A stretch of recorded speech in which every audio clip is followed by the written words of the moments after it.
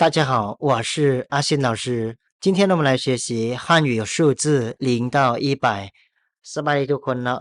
มื้อนี้เรามาเรียนภาษาจีนเลขในภาษาจีนเนาะ0 5 100ง่ายๆเนาะเบิ่งว่าจะง่ายอันใดเนาะแล้วสิจะสอนให้ทุกคนตั้งใจเรียนเนาะอันนี้เป็นเลขในภาษาจีนที่เราจะมาเรียนวันนี้เนาะ0 5 100นั่นเองอาฝั่งเทิงนี้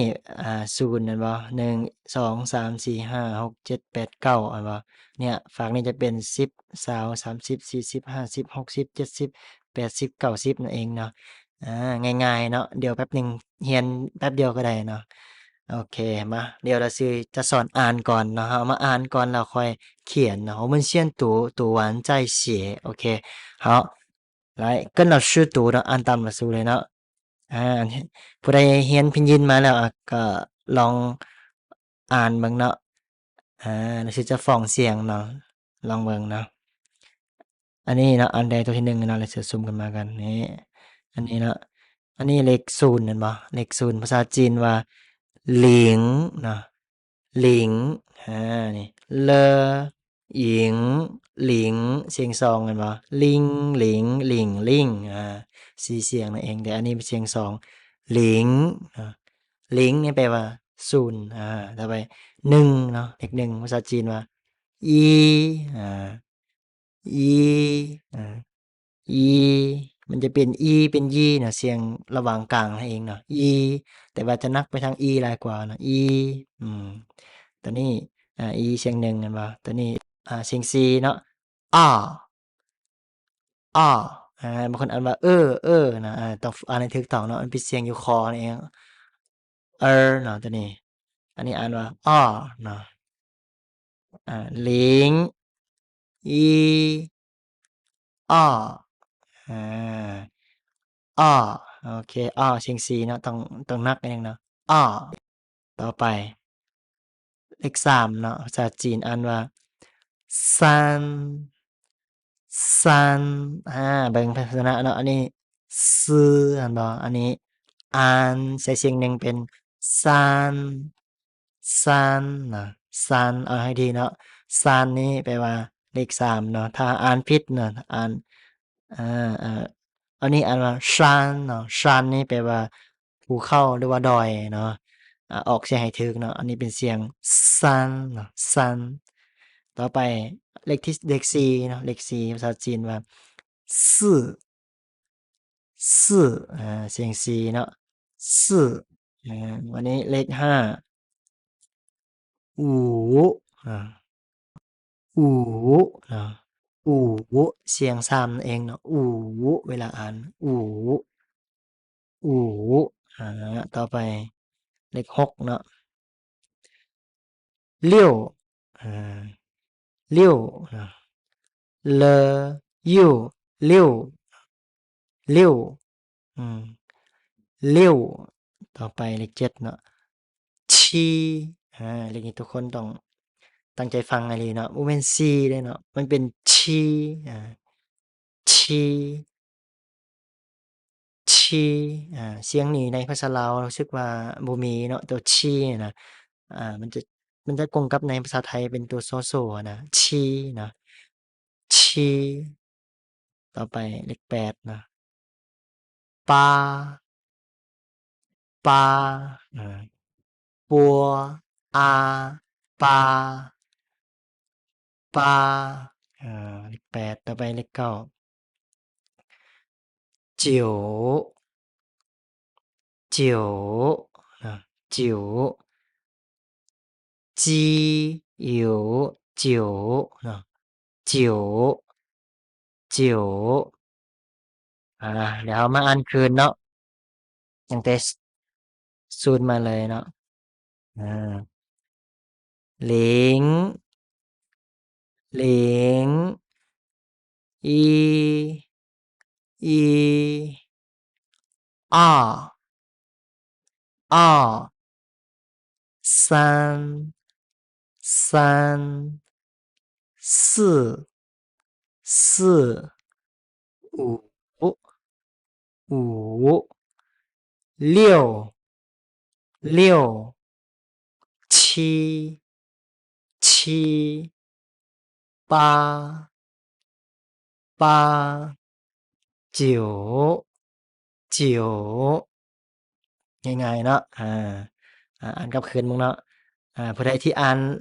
011234567890ได้แล้วก็ลองลองฝึกกลับคืนมึงเนาะอ่านกลับคืนเบิ่ง九八七六五四三二一零零零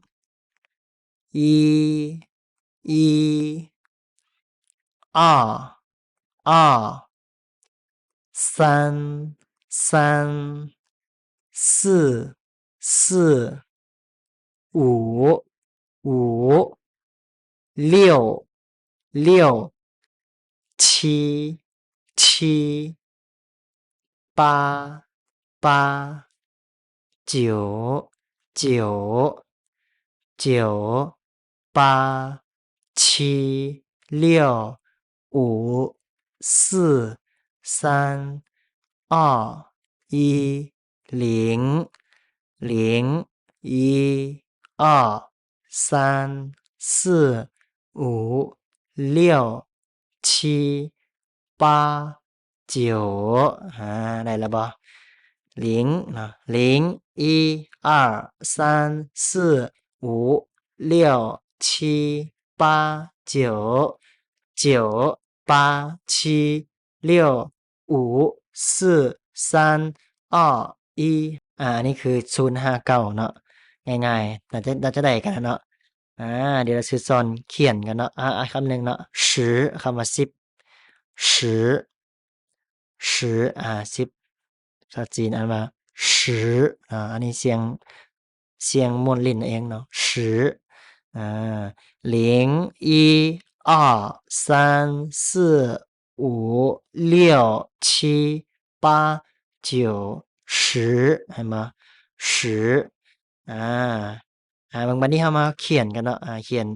0-10ก่อนแล้วเราจะไปเรียน11 12 20 30 40 50 60เป็นจั่งใดเนาะเดี๋ยวเรามาเขียนก่อนเนาะแล้วจึงไปอ่านต่อเนาะโอเคมาเราสิเอากระดาษออกมากันเนาะบ่ยากเนาะง่ายๆสุดหลักเลขนะแป๊บหนึ่งเนาะโอเคมาคำว่า0กันเนาะเลข0ภาษาจีนเขียนจั่งใดเนาะเลข0นี่ลิงเห็นบ่ลิงสิให้เบิ่งเนาะจังลิงภาษาจีนเขียนจั่งใดเนาะเบิ่งวิธีเขียนเนาะ横เนาะขีดซ้ายหาขวา横点横勾แล้วก็竖点点点点撇捺นี่点横撇点เนาะอันนี้หลิงนั่นเองเนาะหลิงเลข0อาจจะเขียนยากนิดหนึ่งเนาะหลิงต่อไปอีเนาะเลข1อีนี่เขียนง่ายเนาะแล้วเลข1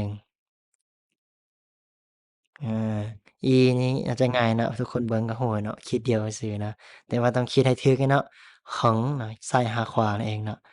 อีอาบัดนี้เลข2เด้อ้อได้เปล่าอ้ออ้ออาเลข2นี่คิดจั่งใดอ้ออ้อนี่วิอ้อนี่ต้องสังเกตให้ดีเนาะขีดมันบ่ได้เสมอกันเนาะขีดทางเทิงมันจะสั้นทางลงมันจะยาวเนาะอ่า横เนาะ两个横上面的横短下面的横长呢注意横下一个横เห็นบ่横นะห้ามคิดเสมอกันนะเขาได้เขียนเสมอกันผิดเลยเนาะขีดเนี่ย横ต้องเบิ่งให้ดีเนาะต่อไป三เนาะ三三อันนี้ให้กันเนาะ3ต้องเบิ่งเนาะขีดบ่เสมอกันสังเกตให้ดีเนาะ三怎么写呢来跟老师写呢跟张老师เหิงขีดเถิงๆก่อนซ้ายหาขวาแล้วก็ขีดตรงกลางเหิงวันนี้ขีดลมเนาะ เหิงเห็นบ่เหิงเนาะคือคิดกลางสั้นกว่าหมู่เนาะคิดเทิงยาวคิดทั้งลุ่มยาวกว่าเพิ่นเนาะเหิงเหิงมี3ขีดนั่นเองเนาะเหิงเหิงเหิงเนาะบัดนี้ซื่อเลข4เนาะซื่อเลข4นี่เขียนจั่งใดผู้ใดเขียนบ่เป็นลองเบิ่งเนาะสู้เขียนสู้ก่อนแล้วก็ต่อไปเหิงเจ๋อโกหามวางบิ๊กเนาะเหิงเจ๋อโกเขียนบัดเดียวให้มันแล้วเนาะ เจอเกานะต่อไปเหยียเอียงอันหนึ่งแล้วกันต่อไปสู้วานเนาะสู้วานเองสุดท้ายเหิงเนาะคิดก่อนเหิงต่อไปเนาะเลขที่5อูเห็นบ่สระจีนอูเขียนจั่งใดลองเบิ่งวิธีเขียนเนาะจั่งใดเหิงอาเหิงก่อนแล้วบัดนี้สู้ต่อไป เหิงเจ๋อสุดท้ายเหิงเขียนยาวกับเพิ่นเนาะเหิงอูบัดนี้6เนาะเลี้ยวอืมเลี้ยวเลี้ยวเนาะเลี้ยวเลี้ยว呢来跟老师写点横撇捺撇捺点横撇捺ต่อไปเลข7เนาะชี้นั่นเองเนาะชี้เขียนจั่งใดเบิ่งหนังสือเขียนเนาะชี้วิธีเขียนเนาะเหิงแล้วก็สู้วันโกสู้วันโกต่อไปเนาะเลข8หนังสือเขียนอยู่แถวรูปไหมเนาะเลข8ภาษาจีนง่ายๆเนาะเลข8เห็นบ่วิธีเขียนเนาะเผียหน้าเห็นบ่เผียหน้า2ขีดนั่นเองต่อไปเลข9เจียวเลข9เขียนจั่งใด来跟老师写呢撇แล้วก็บัดนี้横折弯钩横折弯钩เนาะเจียวเลข9ต่อไปเลข10เด้เลข10นี่ง่ายนะทุกคนน่าจะเห็นกันเนาะเป็นเลขบวกเลขบวกนั่นเองเนาะเลขบวกนะเลขบวกเลข10นะแต่ว่าต้องเขียนให้ถูกเนาะเลข10เขียนก็คือเขียนเหิงก่อนแล้วจึงไปเขียนสู้นั่นเองเนาะคือเขียนตามลำดับขีดเนาะอาได้แล้วบ่เขียน0 5 10เนาะง่ายๆนั่นเองเนาะอา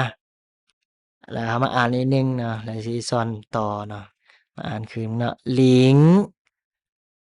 一二三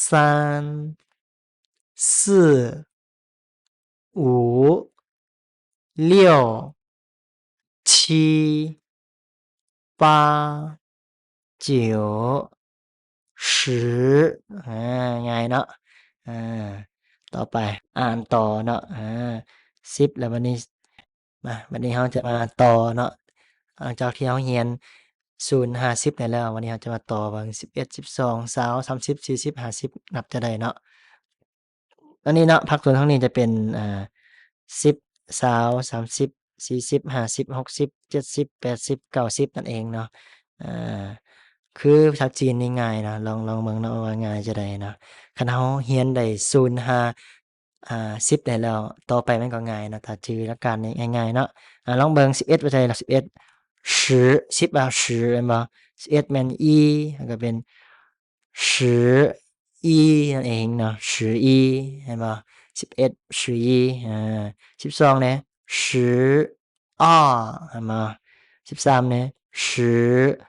1314เนาะ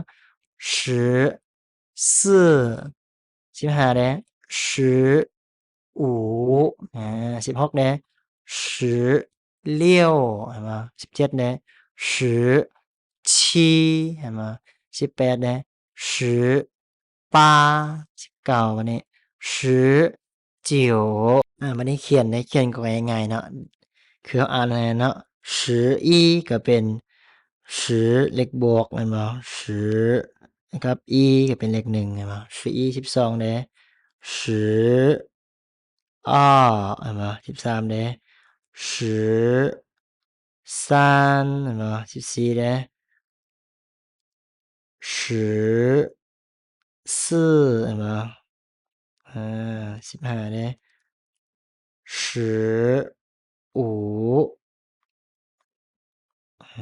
1516เด้16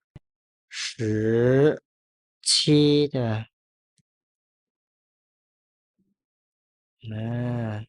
18เด้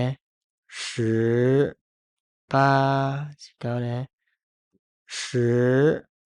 1920เด้บัดนี้20คือกันเนาะ21คันเฮาเขียน0 50เป็นมันก็ง่ายเนาะไปเขียนต่อไปมันคือง่ายเลย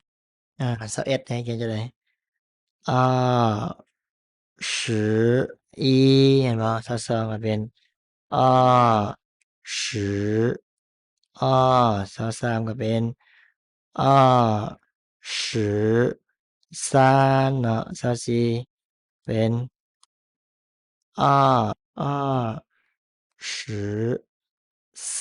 เนาะ25ก็เป็น25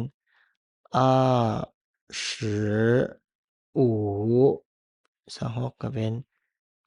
26เนาะ6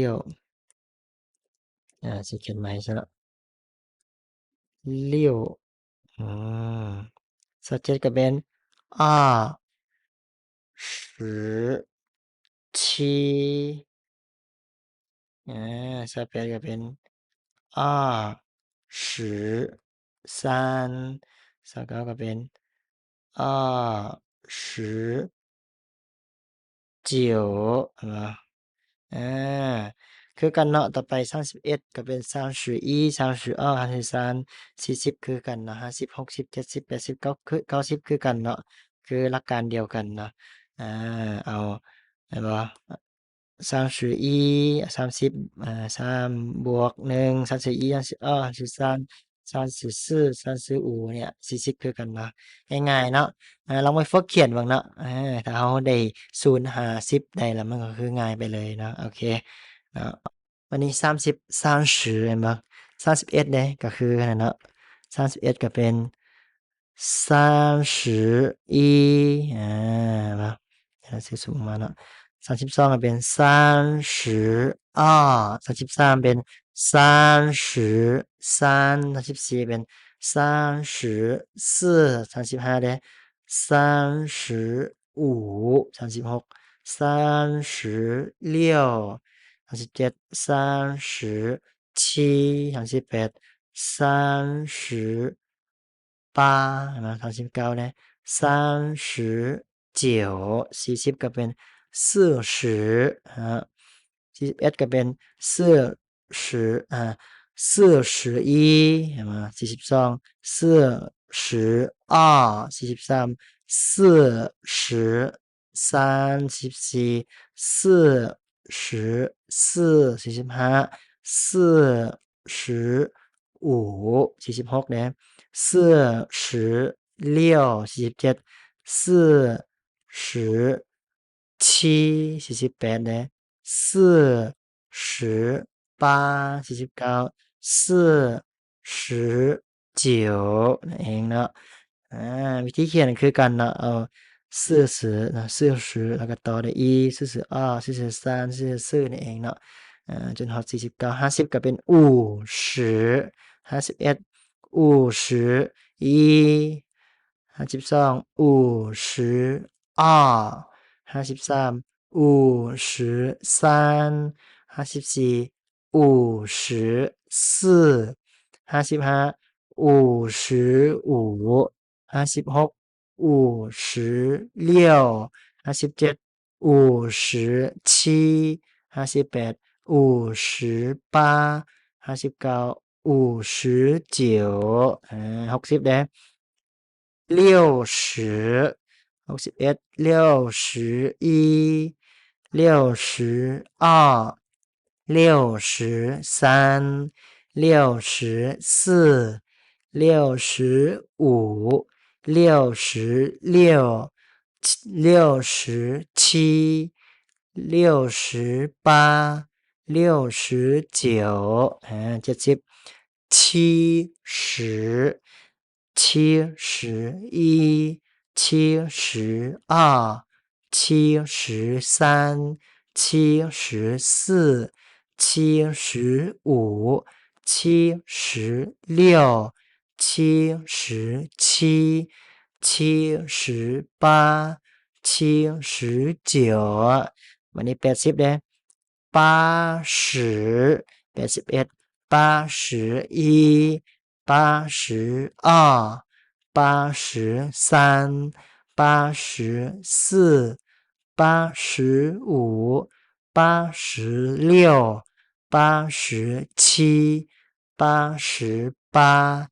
8990เด้90 91 92 93 94 95 96 97 98 99นั่นเองเนาะ100เด้100อีหยังไปเขียนบ่อีปลายเนาะอีปัวอายปลายเราภาษาจีนเขียนจั่งใดอีปลายเนาะเขียนง่ายๆนะอีปลายอีปลาย100นั่นเองนะอีปลายคือเดี๋ยว EP นี้นะจะสอนแต่0 5 100เนาะแล้วเดี๋ยว EP ต่อไปจะต่อ100ไปเนาะ100ไปหา1,000เนาะแล้วก็จะเรียนเกี่ยวกับคำศัพท์เกี่ยวกับตัวเลขเนาะตัวอย่างว่าวันเดือนปีโมงเนาะเวลาพวกนี้มันจะเป็นตัวเลขหมดเนาะคือเราเรียนเลขแล้วมันก็ง่ายเนาะแล้วเราไปเรียนมันก็คือง่ายเลยเนาะคือได้เลยนะแป๊บเดียวเราก็ได้เนาะมันจะบ่คือภาษาอังกฤษนะมันจะต่างเนาะตัวอย่างเนาะตัวอย่างเดือนเนาะภาษาจีนอ่านว่า月คือเดือนหนึ่งก็เป็น1月2月3月4月5月เนี่ย1เดือน2เดือน3เดือน4เนาะจนฮอด12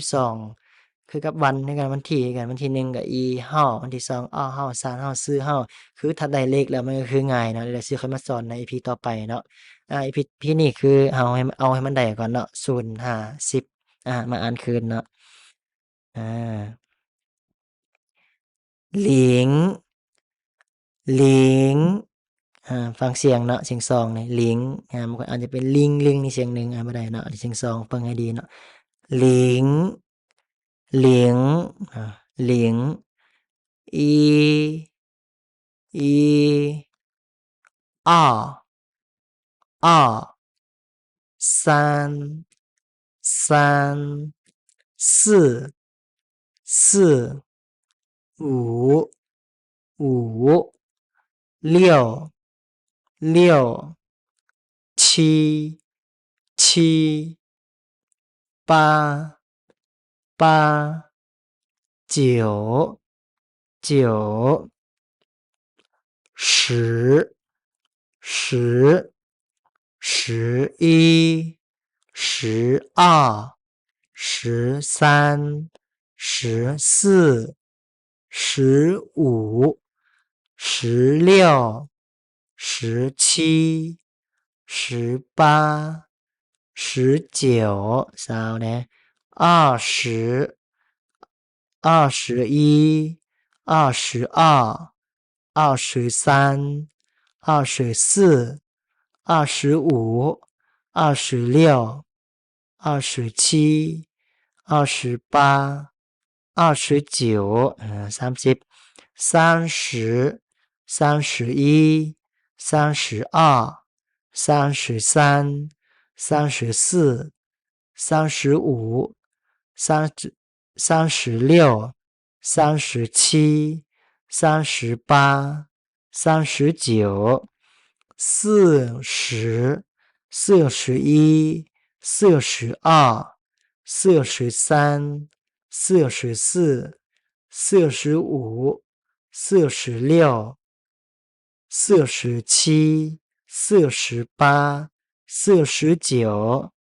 50 51、52、53、54、55、56、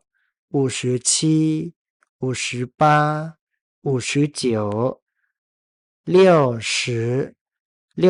61、62、63、64、65、66、67、68、69、70、71、72、73、74、75、76、77、78、79、80、81、82、83、84、85、86、87、88、89、90、91、92、93、94、95、96、97、98、99、100คือให้ทุกคนไปเน้น0 50ให้มันได้ก่อนเนาะก่อนที่จะไปเรียนพวกเนี้ยคือถ้าได้0 50มันจะง่ายเนาะลองไปฝึกอ่านบ้างเนาะง่ายๆเนาะ0123456798969431100123456798969431เนาะประมาณนี้เนาะลองไปฝึกเบิ่งทุกคนเนาะแล้วค่อยมาเรียนต่อเกี่ยวกับเลขเนาะคือช่วงนี้เราเสือจะสอนเกี่ยวกับเลขไปก่อนเนาะคือพื้นฐานอนุบาลให้มันได้ก่อนเนาะโอเค我们今天的课就学到这里了我们下个 EP 见再见